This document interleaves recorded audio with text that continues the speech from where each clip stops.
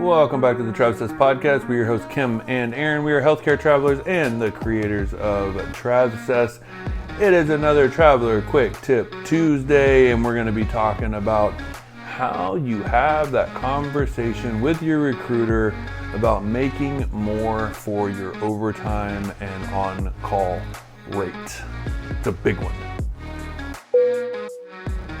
All right, we are back, but before we get started on the topic, we have a big announcement. I know you guys have been hearing us talk about it, but the membership site, the app, the Travsessed app is hopefully coming live very, very soon. We're just waiting for Google approval. We've already had iPhone approval, Apple approval, so we're just waiting on that Google, and we're going to get it launched out to you, and it is going to be something that you are not going to want to miss. I know. It's funny because I feel like we've been talking about this for so long, but we're like, any day now. But then we're like, then we come back, we're like, maybe next week. And it's kind of like annoying at this point. Yeah, it's like, okay, like hush your mouth until it's actually ready to go. But we're hoping it's going to be ready to go very, very soon. And, you know, we get a lot of questions, like what exactly is it? Like it's a membership, but like it's an app, like what's on it, what's in it, and like it's going to be a membership site, but it's going to be hosted on an app, right? Which means that you can access everything from your phone, which is awesome. But there's also a desktop version, so if you wanted to like use your desktop, and iPad. Yeah, but right, so you get the option of it. But a lot of people like to use their phone for everything, so it just makes it super easy and accessible. So that's why it's like a membership app. But it's going to be a monthly membership for our community. And what's going to be in it is our course, our online course, Traveler School, that you'll have full access to, which is amazing. If you're thinking about starting to travel, I think every single person should take Traveler School. Even if you are a current traveler, it's good to brush up on different things maybe you never even heard of. 100%. So the course will be in there, and then we're going to have monthly workshops that are going to be focused more on lifestyle things. And a lot of those workshops are going to be taught by other travelers and other experts. So we're going to talk about, finances, and we're going to talk about travel hacking and van life and traveling with kids. Credit card points.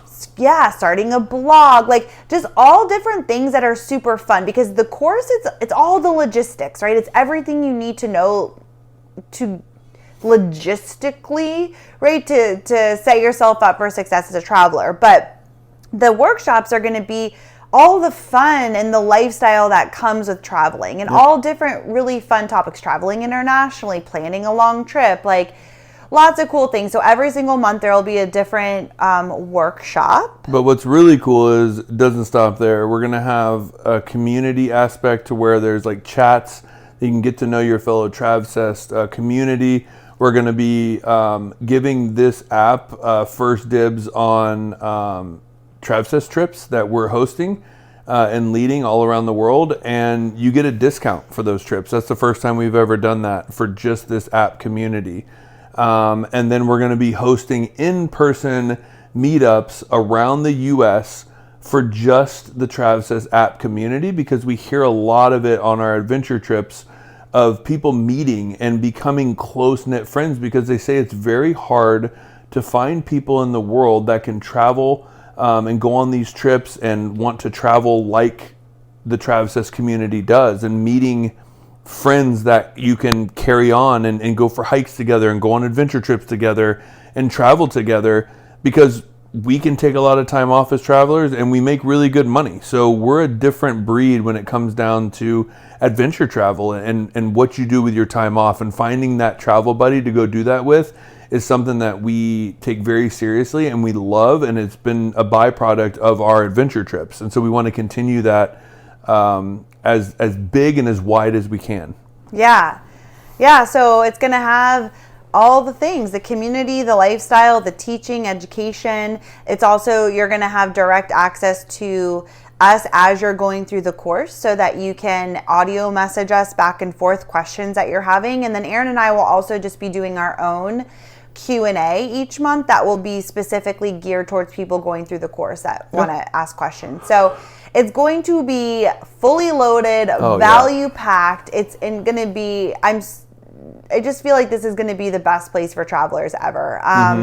And we are going to be sharing all the details about that once it's ready, hopefully soon. And everybody on our email list will get the first opportunity to kind of get in on the first round. So make sure you're on our email list and be on the lookout on your inbox for that. You can join our email list on our website at travsessed.com if you're not. So anyway, okay, I think is that it? On to the show. On to the show. Flight crew, please prepare for departure. All right, this week we're going to be talking about a topic that we get questions a lot on this. It's a big topic within the healthcare travel community. And it's about talking to your recruiter or asking, or how do you even get more pay when it comes down to your overtime and callback and holiday.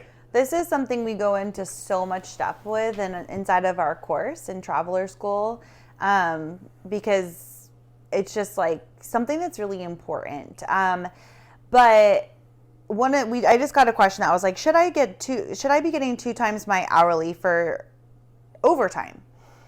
And like, that's what the company's willing to pay me. And so as we know, like our pay is broken down into what our hourly rate is and then what our stipends are. But our stipends they're included, right? It's all included together. And so you can, what we call like our blended rate is when you actually see what you're getting paid every single hour to work a contract. And that includes both your hourly rate and your stipends. And so if you're taking home, say $2,000 a week, then your blended rate would essentially be $50. Now, I'm talking about in your pocket. I'm not talking about gross right now. $50 an hour. So you might only be making $20 an hour, but you're making, what is that? $30 an hour for your stipend. So, you know what I mean? It kind of breaks up like that. It's an easy way to think about it. And so what happens is, and what the issue is that a lot of companies, and again, this is a lot recruiter based, right? Some companies just have policies of like, nope, we pay time and a half, or we pay double time. And sometimes it's recruiter based. So if you have a conversation with your recruiter, you can actually get that change, which we were able to do with our recruiter at Club Staffing. But what happens is a lot of times companies have this where they say, we're going to pay you time and a half for on-call pay or for overtime pay based on your hourly.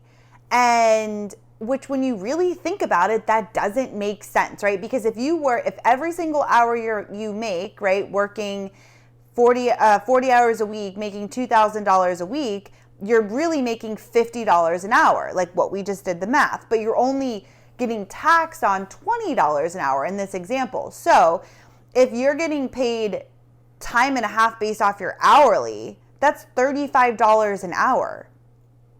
So that's actually less than what you're making when you're working your normal 40 hours a week. Like, it's actually kind of crazy if you think about that, right? And what happens is, after your hours are worked, your stipends have already been paid. But when you work extra hours, your overtime or on call, your company is still billing the hospital the same amount, if not way more. Way more. But they're not paying your stipends anymore, so they're just taking whatever the difference is. So they make a shit ton of money when you are working extra hours. And yes, it's a business and we understand that they have to make money, but that gap is a lot of money for us getting called in at 3 a.m. or us working 50 hours a week. Well, totally. And in total transparency, when we had this conversation with our recruiter, this was years ago. Years ago, he basically said, yeah, you got me. Mm-hmm. Like, you got me. And he was like, in full transparency from our point of view, we have our margins that we have to make, but when you guys go overtime and call, we realize that's how we make our extra money. That's how we profit. Because the rest of the 20 to 30% is going out to bills and insurance and all that kind of stuff. So we realized, because they charge an actual separate rate for overtime, call back, and holiday to the hospital. And we happened to see that rate. And so we had the conversation because we had the numbers in front of us, which is very rare that you would ever find that or see that. And so he said, you know, we said we believe in you guys making money still, but we're the ones getting up at 3 a.m. all night long. We should be compensated not on our negotiated lower hourly rate. That makes no sense because the margin just isn't there. You guys are making way more for us coming in on call than we are being compensated for. So basically that's where the whole double time, but basically it's hard because we've also heard travelers say, I talked to my recruiter about my blended rate and my recruiter went off and said, you can't do that. That's, what is it? Wage recharacterization. Wage I recharacterization. know. And it's like all these words and you're just like, no, like, so being able to understand that of like, if you take your stipends, like what you make per week net, right? And you divide that by 40 hours or however many hours you work, there's your hourly number. So when you're going into these like on-call overtime, you say, I want, this pay package is great, but my overtime and call, I would like it to be $100 an hour. Why? Because if you take what I'm making net, divide that by the hours worked, that's what I'm actually getting paid per hour. So I should be getting my time and a half on that number. Right. If not double time. And so for instance, this contract I'm in now, I make $47 an hour, but I'm making $130 an hour for overtime and call. Right. And so that's interesting because kind of going back a little bit, a lot, like I said, a lot of this is just company dependent or like their rules that they have. And it can also be recruiter dependent because as we know, like recruiters have a lot of autonomy and they can do different things like at their own desk, right? As long as they're hitting their margins and stuff. So it really depends. But different companies will do different things. So it is very standard to have a company say time and a half, and that's just what we're doing. Off your hourly rate. It's standard for companies to be like, we'll do double time. So we were able to get the club staffing recruiter up to double time, which again, when you think about that, it's still crazy, that gap that they're making. But that was the best that they could do, and therefore we took it, right? That was the best that they could do. Then you have this contract that Aaron's working with Aya, and you're making well over what you were making, right? So, and it's like I can only imagine how much they're even charging them. I'm sure it's way more. Mm-hmm. So there's still a huge gap there. It is way more because my lead was like, you cannot work overtime if I can prevent it. I'm sure. Your hourly wage for overtime is insane. Mm-hmm. And so I was like, oh, so okay there. But right. I'm also very well compensated, right? Like that's again, as a traveler, you have to weigh those out. And we talk about this all the time about saying, I want every penny for that. Like it's not going to happen. Yeah. It's just not going to happen. And you're not being taken.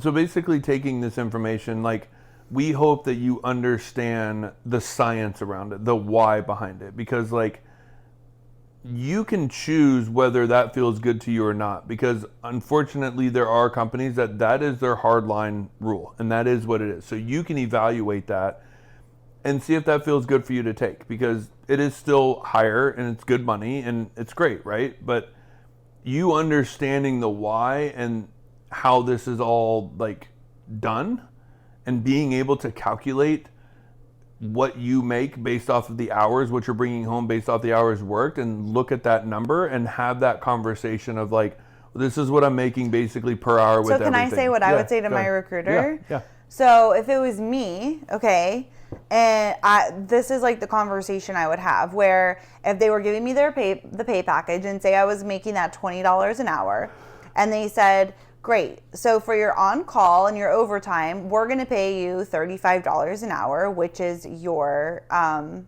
and a half. Okay, so I would just have and again, it's all about how you go into a conversation, right? It's not about getting defensive or getting angry and this and that, because you don't ever get very far when you approach any conversation like that with any human. But I would just be like, hey, like, can you explain this to me? Because I'm trying to just understand. So like, for me, if I'm making, the $2,000 a week, right? I'm using that as an example. And so I'm technically bringing home $50 an hour. Like that feels really great to me. So now, because I'm only getting time and a half off of this low hourly wage, I'm getting called in at 3 a.m.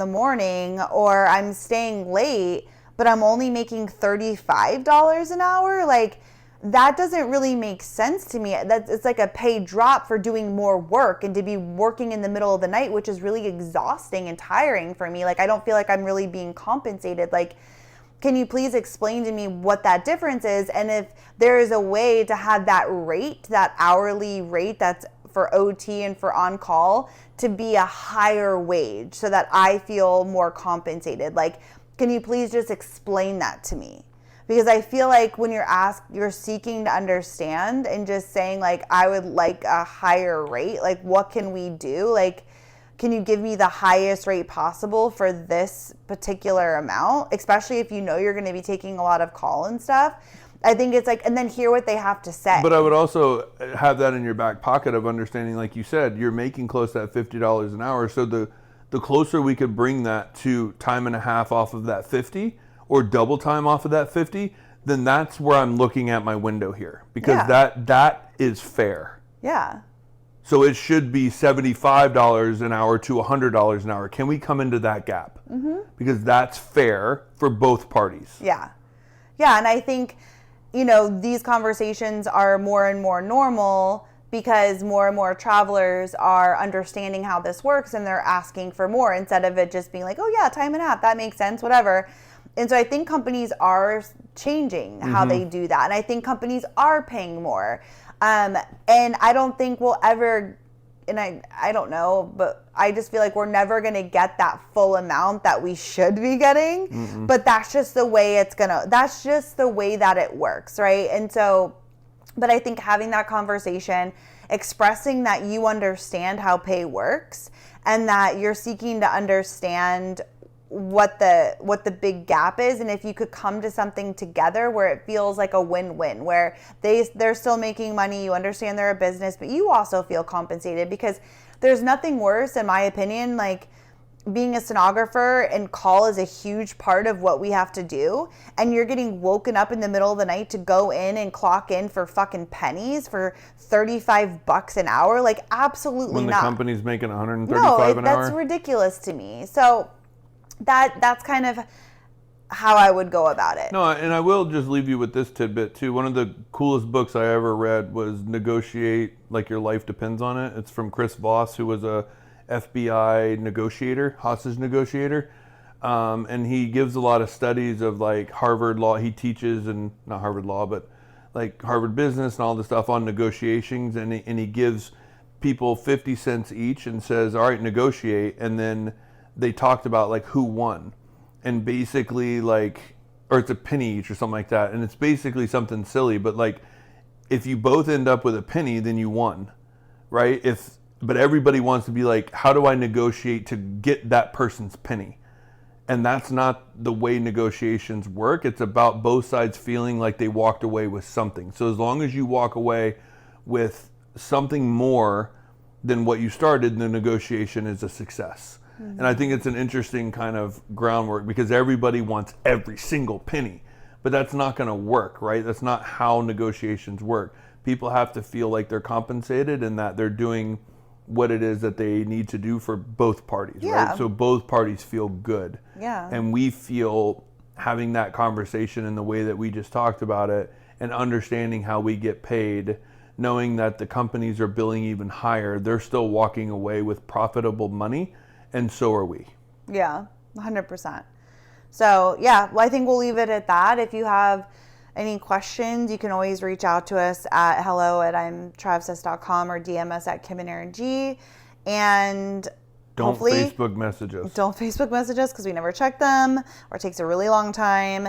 And if you have more questions like this, I get excited for the membership site, because that is going to be a place where you are going to dig in and learn everything. And we're going to be there to walk you through everything step by step too. Totally. So, okay. On that note, we're out. We'll see you later, Gator. Bye.